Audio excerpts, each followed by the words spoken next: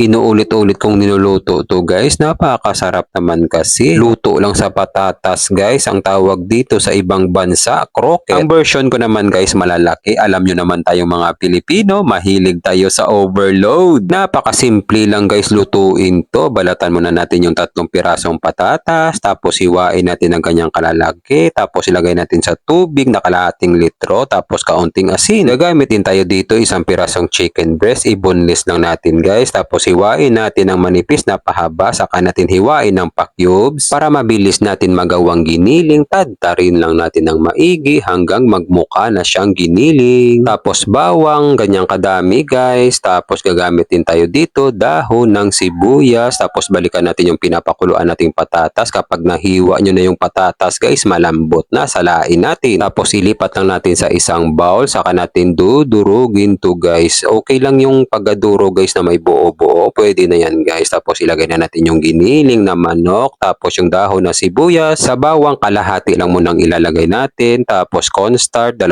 kutsara, 2 kutsarang breadcrumbs, kaunting asin, paminta, saka chicken powder. Kapag naglagay kayo ng pampalasa guys, tikman nyo din guys ha, baka magiging maalat. Tapos naglagay lang ako ng 1 pirasong itlog, i-continue lang natin ang paghahalo. Kapag nahalo na ng maigi, kumuha lang tayo ng 1 kutsara, bilog-bilogin natin ng pahaba guys na parang rectangle na pabilog, yung ganyang size guys. So pag kayo na gumawa nito guys, depende sa inyo kung anong gusto nyong size at gusto nyong shape. Yung pangalawang shape na ginawa ko guys, ganyan lang pabilog, tapos pinitpit ko na parang chicken nuggets para magustuhan din ng buong pamilya ko. Yan na yung kinalabasan guys, napakadami at malalaki pa. Sa masarap na sauce naman, 1 cup na tubig, 6 na kutsarang ketchup, 1 kutsarang asukal, chicken powder, tapos kaunting toyo, kaunting asin, kaunting paminta, tapos ilagay na natin yung bawang, haluin lang natin hanggang kumulo, tapos maglagay din tayo ng pangpalapot. Tansyahin lang natin guys ha, hanggang makuha natin yung tamang lapot guys, yung ganyang pagkalapot guys. So pwede na yan, tapos ilipat lang natin sa mangkok, isit aside lang natin, tapos mag-crack tayo ng 1 itlog, saka yung ngayon ilabas yung breadcrumbs yung tira-tira, tapos iloblob lang natin yung ginawa nating croquette sa itlog, tapos ilagay natin sa breadcrumbs, siguraduhin lang natin na ma-coat natin ng maigi ng breadcrumbs. Pag na-coat natin ng maigi ng breadcrumbs guys, ang kinalabasan, masarap na malutong na croquette. Sa pagpiprito naman guys, mas maganda kapag maraming mantika para pantay ang pagkaluto. Yung ginamit ko palang mantika guys, sakto lang yung dami, kaya ang ginawa ko, binabaliktad ko lang guys para pantay ang pagkaluto. Maraming salamat nga pala sa ating mga followers sa palagi nyong panonood. Ingat po kayo palagi dyan kung saang lugar man kayo. God, maraming salamat po sa biyaya na binibigay mo sa araw-araw. I-bless nyo po yung food na magiging silbing lakas sa katawan namin. Amen. Kain tayo guys. Kain Pinas. Excited na ako tikman yung ating croquette guys.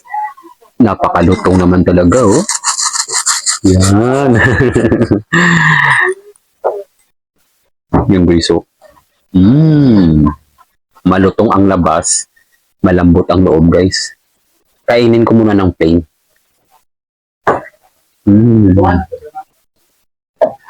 Sarap guys. Sarap ng sauce natin. Sakto lang yung lapot. Grabe, sarap din. Para may kulang. Kanin. May kanin din ako nakahanda. Masarap sa ulam sa kanin. Sarap ng sauce guys. Maraming salamat nga pala sa ating mga kababayang OFW sa palagi niyong panonood. Ingat po kayo palagi dyan kung saang bansa man kayo. Perfect yung sauce natin. Mabawang. Mapaminta din siya. Maasim-asim, manamis-namis, mabawang, mapaminta.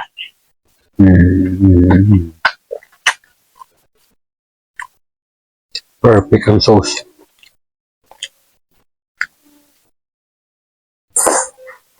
Bagay na bagay talaga sa kanin. Guys, try nyo to guys ha. Napakasarap. Siguradong magugustuhan ng buong pamilya nyo. Lalo na itong sauce guys. Napakasarap talaga.